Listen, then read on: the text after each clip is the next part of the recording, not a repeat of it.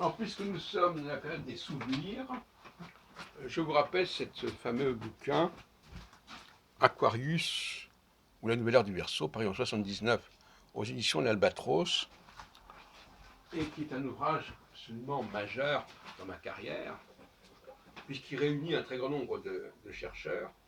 Là, je vois sur la page de titre, avec la participation de René Abelliot, Robert Amindou, Jacques Darès, Jean Carteret, Serge Hutin, Jean Faure, Jean-Charles Pichon, Alexandre Huperti, Fernand Schwartz. Donc,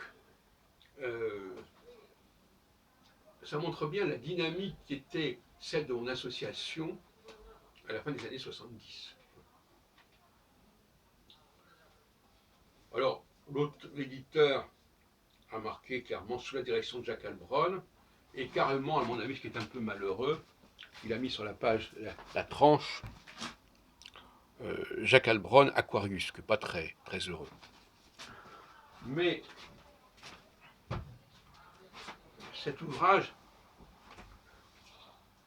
est une sorte de guide astrologique quelque part, parce que chaque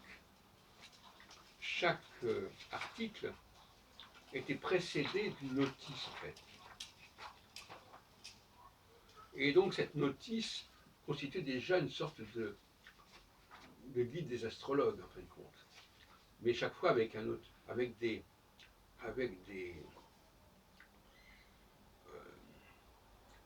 illustrations intellectuelles.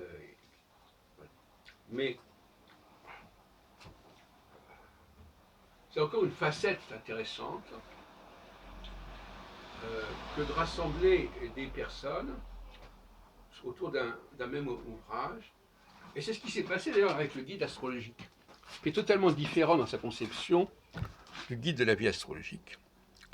Parce que les notices ont été écrites par les différentes personnes qui sont citées dans l'ouvrage. Elles ont été écrites, corrigées, revues. C'était l'époque du fax, et j'ai toute une collection. Les gens avaient chacun voulu raconter, rédiger leurs propres notices. Donc c'est un ouvrage collectif, le guide astrologique. C'est pas un ouvrage, bon, c'est moi qui suis l'auteur, mais ce n'est pas assez bien raconté, je me souviens plus très bien. Mais c'est un ouvrage où chacun a pu donner sa contribution, se décrire, et j'en suis assez fier également. Mais ça, on retrouve cette même problématique